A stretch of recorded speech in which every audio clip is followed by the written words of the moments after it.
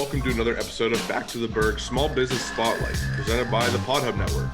My guests today are two real estate agents who are doing their part to connect their clients to the community they hope to make their clients' home through their blogs and videos on the Pittsburgh section of parkbench.com. Please welcome Zack, Cossick, and Joe Pegher. Did I get your names right? Yes, very good. Let's go. I'm on a roll. Almost, but I'll take it. All right, guys. Thanks for coming on. You guys actually reached out to me, which I think is awesome. You guys said you saw what I was doing with the small business stuff, and I'm more than happy to help you guys out and get your name out there. And obviously, just get people to move to Pittsburgh. It's a beautiful city, and I wish I was there. Yeah. Well, maybe we'll convince you to move back. Hey, give me a good deal. Give me a good deal. Well, guys. You back to the Burgh. Yeah, exactly. Get me back to the Burgh. Well, welcome to the show. I'm glad to have you guys. Thank you. I want to start this out by just asking, did you guys think you were going to be in real estate whenever you were thinking about careers? Certainly not. No, not even the least little bit. I don't think anyone does. I Yeah. don't think any agent in our office thought that, unless it was like maybe a couple that like their parents were agents, but I think we all just seem to fall into it somehow. Gotcha. Now, Yeah, whenever. Oh, sorry. Go ahead, Joe. I think a typical way of getting into it is, at least for me anyway, I had a previous career at Xerox, which is what my degree was in. And, growing up, I wanted to be a veterinarian.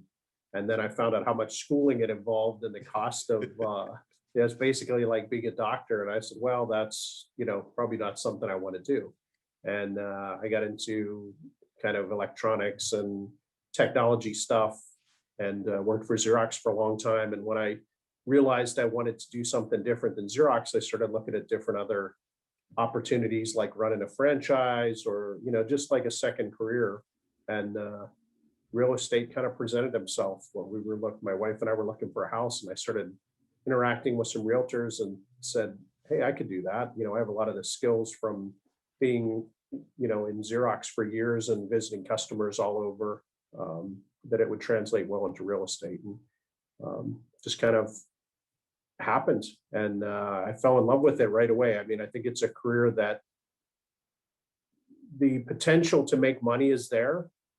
I think that's the kind of what do people in the general public think realtors is kind of go to lunch and, show a house or two and then make lots and lots of money and drive a nice car. It's somewhat true for some agents, but it's really just like any other job. You're grinding it out on a daily basis, staring at your computer screen a lot and doing a lot of farming, we call it, looking for customers, looking for information for customers. But it's not a 9-to-5 job. And like I said, you have to love it and love interacting with people. And then, as a result of that, it can be lucrative if you're willing to put in the time and effort into it. Yeah. Now, Zack, Joe brought it up. He had other aspirations before he became a real estate agent. What was your path to getting here? I was certain that I was going to be a Major League Baseball player. Really? Until about the age of 12, 13. And then you played sports yourself too. There's a point, and it's a sad point, where you realize that about yourself, that it probably won't go past high school or college. Yeah. And that was a sad time, but I played, all the time growing up, but it was that was my first goal, and it didn't work out, obviously. And then just out of college, I got some odd jobs. Never really. What I learned over the years before my turn into real estate was that I just didn't like having a boss.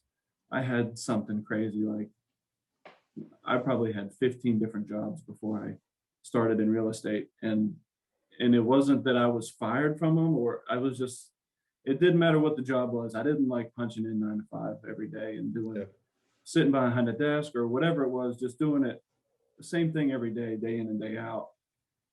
Just the setup of that 9 to 5, having a boss, and that the boss's boss would get on them about stuff, and then they would get on you about stuff. And it was like, real estate sounds cool. I had a few uncles that were in it, and I thought that they've really profited from it. And then when I bought my first house was kind of when I thought that seems like a cool profession, because they're self-employed, they're considered independent contractors.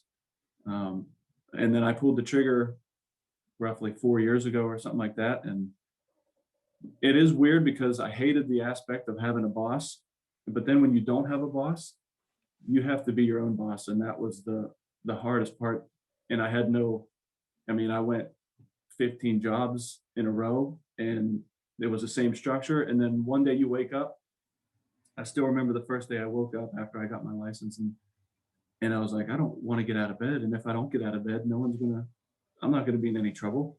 Yeah. But you have to make yourself your own boss. And it's a weird feeling because you never had it. And then there's, other people, most people are not self-employed. So you talk to people like that and they're like, what does it mean to be your own boss? It's like, you can't really describe it. You just gotta feel it because it's weird. Yeah, no, it's like relating that to podcasting, and a lot of us podcasters, we want to make this a career, and it's Mhm. like, what happens whenever you do drop your day job to make this your career? Are you going to be able to have the discipline to go sit at your desk for 6 hours a day in your house and work on content? And it's really a hard thing for people to balance, just being your own boss. And it's something I feel like I'd be able to do for about a month, and then I'd get lazy. Yeah, Well, it It's comes always and good to goes. have someone when looking your over bank you. account gets low, that's kind of a motivating factor. That's Yeah. that's whenever you get the kick in the ass to, hey, I gotta sell some houses. Yeah. I think we have somewhere around an eight, and don't quote me on this, it's something around an 80% failure rate in the first year or two. Yeah. People who get their licenses and then drop out of the business. So it's like I said, even if you think you might like it, you have to really like it to succeed at it, to put in and it's one of those things that probably similar to podcasting. The work is all kind of front loaded. You have to do all this work up front for the first few years, and then it kind of feels like the dam breaks and things start to happen. Yeah, no, that's kind of what I'm getting from the short conversation we've had so far, is that there's a lot of similarities here between podcasting, content creating, and being a real estate agent. It's a lot of, it's a lot of willpower. You got to be able to make yourself do the work. And, with podcasting, like you said, there's 80% failure rate with real estate agents. Podcasting, it's like, I forget the exact stat, but it's like probably only an eighth of podcasts that start, like they get to 100 episodes. Everybody else, like, they stop doing it because low interest, or they don't know what to do anymore. Like, just they lose interest and things just don't happen the way they see them happening. And I think that's something that we'll talk about more on whenever you guys interview me for your stuff. But it's one of those things that I always think about. It's like,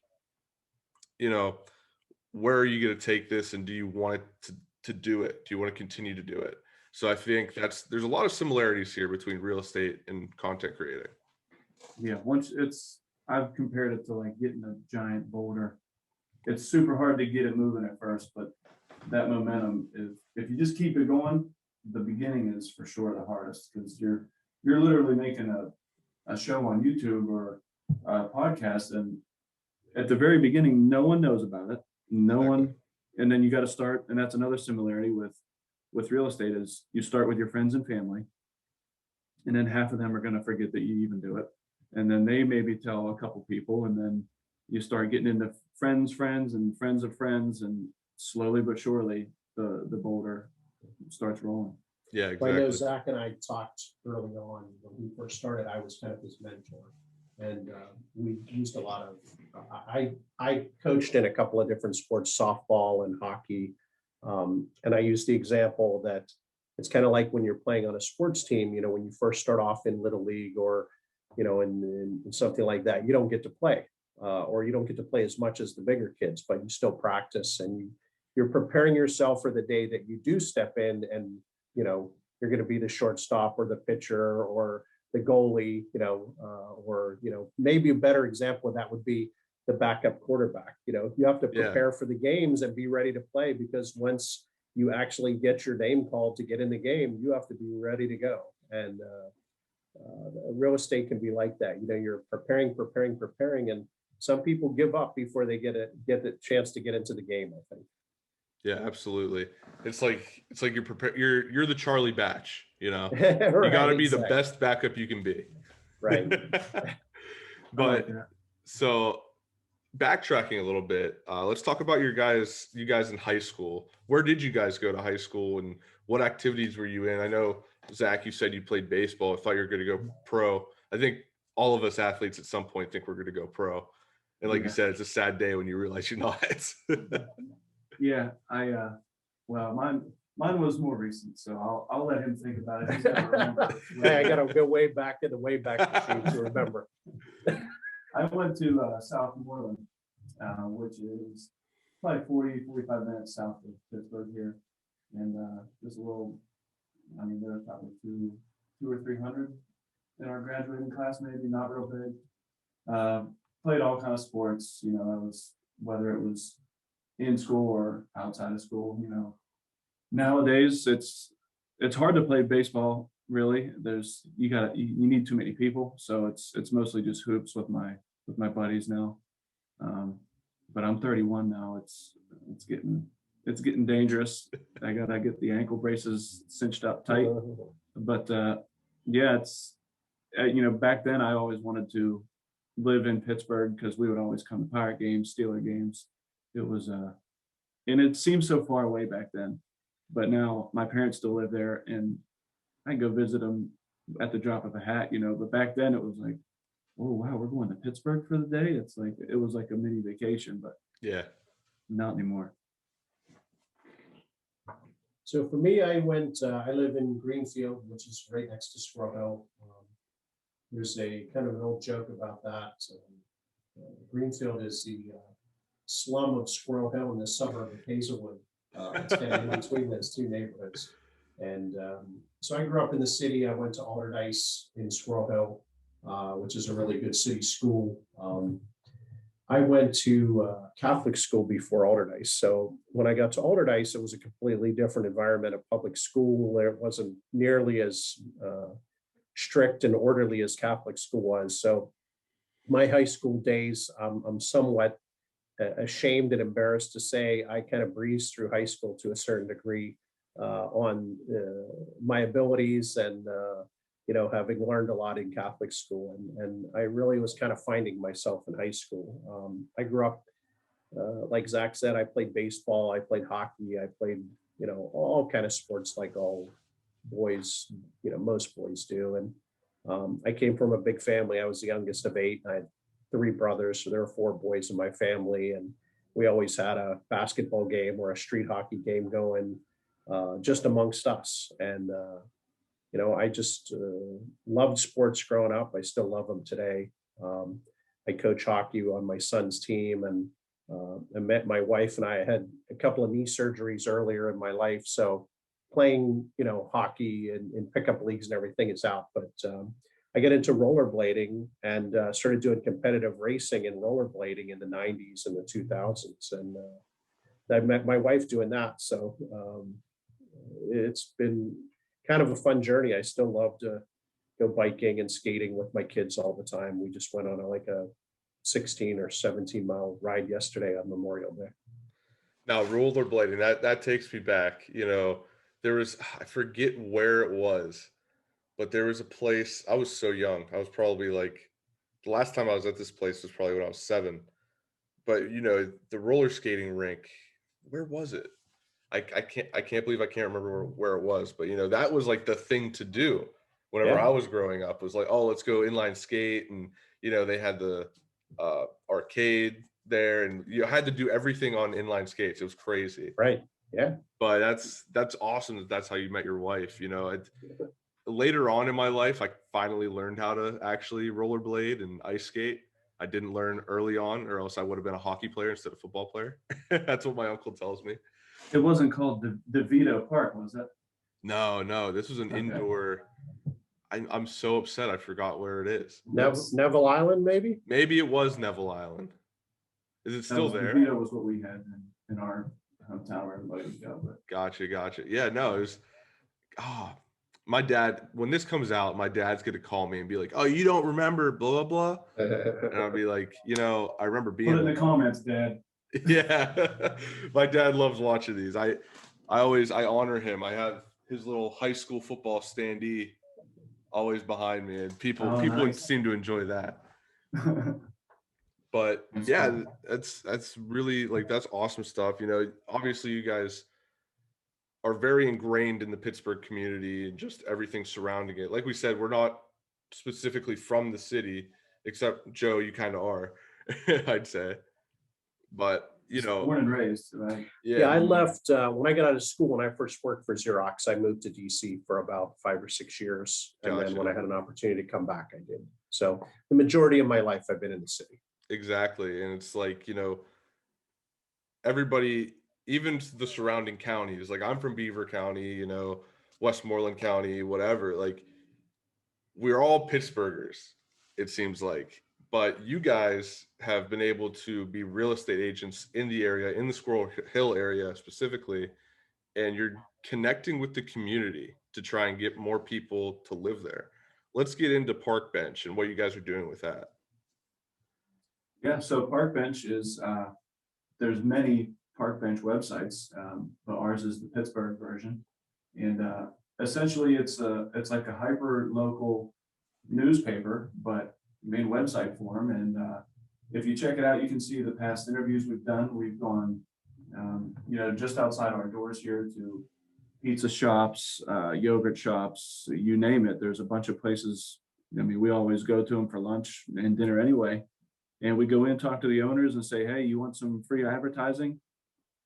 We put it on our website, our Facebook, and it's for people we're basically selling the neighborhood and selling ourselves and and we're making connections and getting out there and making friends and podcast friends and doing all that in the meantime. But we're also, it's a business tactic, but it's also pretty fun. I think it's kind of a combination of a couple of things. Before the digital age, let's call it that, with computers and iPhones and mobile devices. Most cities had a neighborhood or a chamber of commerce type organization where local businesses would kind of meet each other and share information and give each other referrals. There's lots of referral groups out there that do the same kind of thing. This is like a higher tech version of that, I guess, is the way I'd describe it. And talk about another kind of organization that's similar. I think everybody's familiar with the mobile site Nextdoor. So it's like a local neighborhood app that you can find out if somebody's dog is lost or if they're selling something or having a yard sale. Nextdoor is kind of, or Park Bench is kind of like Nextdoor, but for businesses. And we share their information and vice versa. We realize that we're stronger together as a community to cross-pollinate our buyers or our clients with each other. And Pittsburgh, having lived in DC and moved back to Pittsburgh has a very strong way of recommending people to other people. Like you say, hey, I need a roofer. Do you know a good roofer? And the typical answer you'll get from Pittsburgh is, I know a guy. Let me give you his name. Let me give you his phone number. He's the best roofer. He's a good guy. He's going to treat you fair. Just tell him I called. He's a good friend of mine. And you have that automatic credibility right away. And you get that by knowing people and knowing their business and saying, I know if I send you to Cody, he's going to take care of you. I know him. I know his reputation. I trust him. And that's a really strong endorsement to that we're always looking for to give to businesses. And we're happy when they're able to do that for us, to give those kind of referrals back, because you still have to sell yourself to them, but you come with a really strong recommendation. Absolutely. And I mean, with my experience of living out here in New Jersey and having to deal with real estate agents trying to find apartments and things of that nature, it's like they don't put in that extra work like you guys are. And I feel like there's a larger faction, but there's a decent faction of real estate agents that, you know, they're taking that extra step like you guys, and, you know, being able to take the community, interview them, get to know them, and then put that on a platform for potential home buyers to see is phenomenal. And that's the next level. Because like my experience with the apartment I'm living in now, the agent, we were outside on the corner, you know, she showed me around, whatever. We're outside on the corner. I'm like, so what is there to do around here? Like, you know, obviously it's Hackensack. I know it's kind of an up and coming neighborhood, but she's just like, oh yeah, down the street you have this, and then you have that, and then you have this. And I'm like, okay, do you know these people? Like, what can I do there? Like, is it just snacks? Can I only buy snacks there? Can I get a meal there? Like what's this? And it's like, I feel like a lot of real estate agents just get caught up in the, oh, I need to sell, get people in these places. Whereas you guys are like, we need to make sure people are comfortable in these neighborhoods and make sure they trust the people in these neighborhoods. And I feel like you're doing a phenomenal job at that. It's a marathon, not a sprint kind of thing. Yeah, And then exactly. I think a lot of the reason for agents that are sort of like how you just described is, like Joe said before, it's 80% failure. But on top of that, a lot of people do it as a part-time gig. Yeah. And that's one of those things where if you're not doing it full time, there's no chance at fully understanding some things, because things change so often that if you're only doing it part time, you're gonna miss a week, and then you start falling behind. And so I think agents get a bad rap because, I mean, there's, like I said, a lot the part timers and the failure rate, but it's a lot more than just selling. Yeah, the other thing I was thinking when you said that was, it's a little bit of an oxymoron in a way, because we're using a technical device or a social media device to do what ultimately you need to do. And in any kind of sales is you have to develop relationships with people, and you have to make them feel comfortable with you and vice versa, and make sure you're a good fit. So ultimately, I can sell a house or help somebody look at a house and say, yes, this is the one you want to buy, and fill out the paperwork. The real question I look at for myself is, am I doing them am I doing a good job for them by making sure if they're moving here from out of town, are they just picking a place on a map and saying, this is where I want to live because it's close to where I work? And I often, Zack and I do this all the time. We sit down with people and say, tell us about what you do outside of work. Tell us about what your lifestyle's like. Do you like to go to bars and restaurants? Are you a homebody? Do you have a dog? Do you have kids? All those affect where you're going to live, and your quality of life is more than just the house. It's, what are your neighbors like? What's your proximity? Do you like to walk to work? Do you like to ride your bike to work? All those kind of things. And when you make them happy, and we don't want somebody to say, oh, that real estate agent sold me a house, and then a year later I realized I don't even want to be in that area.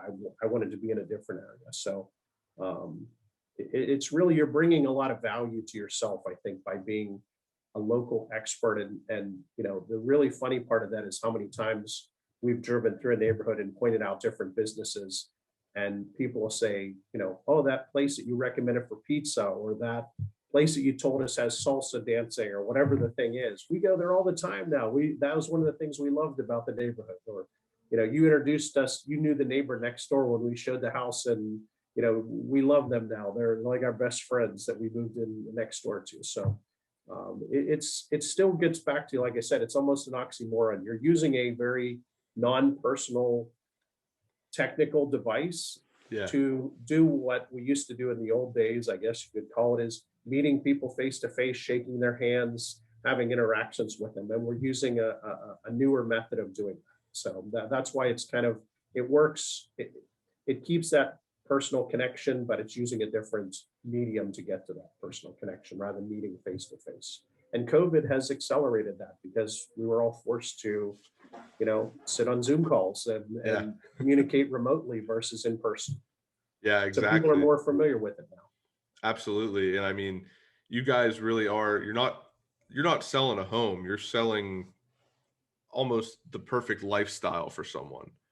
Mhm. You're making sure Absolutely. that they're comfortable where they're at. And that to me is more valuable than a home, is to make sure I'm comfortable where I'm living. So it's awesome Mhm. that you guys are able to do that through this outlet. I wish we were legally allowed to tell them who's the crazy neighbor on the street, but that's pretty important information. Well, that's why you point them towards the not crazy neighbors, and then they tell them. We've had the scene from Step Brothers where they sabotage the showing of the house. I've had that, almost not quite as insane as that, but I've had my own version of that where there was neighbors fighting outside, almost like they were doing it on purpose to keep the house from selling, and there was threats of gun violence, and it was just, Oh man. I guess we're not buying this house. It was so ridiculous sometimes that it feels staged. Yeah, no, now that's how you know that the house could be great, but you Yeah. can, so you can paint the walls and rip the carpet up, but you can't change the neighbors, and that's the worst part about a place sometimes, is what you're around and who you're around. Yeah, no, now that you bring that up, the crazy stories, the things that happen on the job. I wanted to ask you guys, we were talking a little bit before we started. What are some of the craziest things that happened when you guys were interviewing people in the community, like business owners? What are some of the craziest things that have happened there? The one recently, we were, like I said, we were just walking down the street outside the office here, and it was, what was it, a Tuesday or a Wednesday or something? It was like a Wednesday morning, and we had our camera out, and we were kind of doing some, I guess you call it like B-roll footage of the business out front to kind of add into our video. And there was a guy backing into a parking space, another guy walked behind him, and he almost ran the first guy over, and then they started yelling and screaming at each other. And we had the camera kind of rolling during this, and we shut it off. Luckily, we didn't use that footage, but that's on the bloopers. Yeah. We actually have talked about doing a blooper reel, like they do at the end of movies sometimes with some of these things. A lot of people coming in the middle of our interviews, like if it's in a business, saying, "Hey, are you open yet?" Things like that.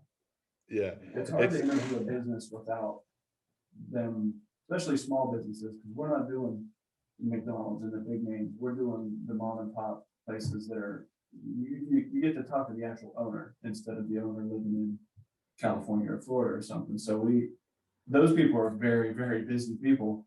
And one of the last ones we went and talked to, the owner of the place was filthy, dirty, washing dishes in the basement. Right, yeah. And it's like the owner of a big place, they'll never even go into the location. And he's in there getting his hands dirty. And you're trying to talk to him about filming a video. And he's like, I already don't have enough time in the day for what I'm already doing. And it's so each experience is pretty unique, because when they do agree to do it, you gotta sneak it in before the doors open, or before they got to do something else. So they're busy, but I mean, in my experience of doing the small business spotlights, I've run into that. I was supposed to interview, I would consider him a friend. I worked for him at his bar and restaurant. And, I told him, I was like, "Hey, I'm doing this small business spotlight. I'd love to get you on, try and help out with getting people into the bar since the pandemic. You guys might need some extra advertising." And, you can plan and plan and plan, but when you're the owner of the business, owner of the building, you never have time for anything. And it's like, you want to help out so much from my standpoint. And it's like, sometimes the best thing you can do is just let them go. Let them do their thing so they can get their shit figured out, Right. Yeah, we had one experience recently where we went in, it didn't turn into an interview, but it was a bicycle shop. And a lot of small businesses are really suffering because of COVID. There's almost like I don't know if it's a worldwide, but definitely a nationwide bicycle shortage. I guess everybody's gone out and bought bicycles during COVID. Yeah. And a lot of bike shops have closed. And we went in to talk to this guy to say, "Hey, are you interested?" And he was very polite, very nice, very kind to us, but you could see the stress in his body language and his face. And he said, I'd love to do it, but I don't have any bikes to sell. And he goes, we're just trying to stay afloat right now. We can't give bikes. They're back ordered. He goes, I can't advertise and have people come in to buy stuff I don't have to sell. He goes, we're doing bike repairs, and anybody you could send to us to do those, we're keeping our head above water, but we're just really struggling to survive right now. So, it's, we've had some great, fun, pleasant experiences, but we've also had some that show the toll that COVID has taken on some of these small businesses and how it's affected them. He also told us he wasn't taking a salary for a number of months just to keep his employees employed and to survive. So hopefully we'll find a way at some point, maybe that will turn around for him and we'll be able to get in there and do an interview a year from now or something. But I think that's one of the things too, is you have to take each business as a unique entity and kind of tailor your approach to them and say, what's the best way for us to help you? Yeah, exactly. And I mean, I think from what you guys have been doing more than what I've been doing, I've done a couple of these small business spotlights, but you guys going out there, being able to bring more attention to these businesses that can use the help and can use the advertising, it's something that I feel like really needed to be done during or almost post COVID to try and get more business into these small businesses and make sure they stay afloat. Absolutely. So Yeah, guys, if they made it through. Oh, I was go going to ahead, say, Zach. if they made it through, they appreciate business. They appreciate it more now, whether they just, they just scrape by over the last year, or there's very few businesses that have like stayed the same or gotten busier. But I think the ones that we've talked to over the last year that it's been hard on them, but they've stayed alive. They appreciate it more now, and they appreciate relationships like talking to Joe and I, because they realize that, man, nobody saw the last year coming and it could have wiped them out. Yeah. So I think they're more understanding and more appreciative for now. Absolutely. Well, guys, I want to thank you for coming on. It's been a great conversation. Where can everybody find you guys on Facebook, Instagram, Twitter, wherever? So we're the Pittsburgh, what is it? Parkbench.com/Squirrel Hill, Squirrel-Hill. And pretty much everything is on there. Our YouTube page, our Facebook. Yeah, the other nice thing about realtors is our advertising is everywhere. So if you just Google one of our names, you'll get 1,000 hits popping up of all different social media and websites and everything. I mean, we all have our own webpage, and we have the company webpage and everything. But really, Parkbench is the site we want to drive people to. However they get there, through Facebook or Twitter or whatever, we have all those social media stuff. But Parkbench is kind of where our focus is now, because it's kind of the center where all the tentacles come out from. Yeah, And all you absolutely. need is all you really need to get a hold of us is our cell phone number. If that's, they're everywhere. Yeah. We get our phones never stop ringing. All right. Well, I'll be sure to put all that in the description for anybody that needs it, anybody that wants it, anybody who wants these guys to come and try and help advertise for their company, or their company in a neighborhood that they may be trying to sell some real estate in. So guys, thanks again. And I appreciate you guys coming on. Yeah, no problem. Thank you for having us. Absolutely.